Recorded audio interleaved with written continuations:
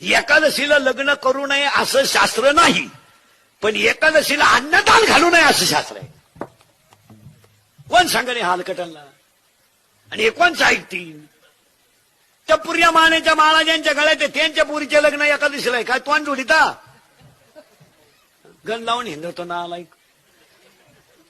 आणि त्याला विचारलं का होऊन जाईल, आणि जावायची येडं निघलं आईला एकादश.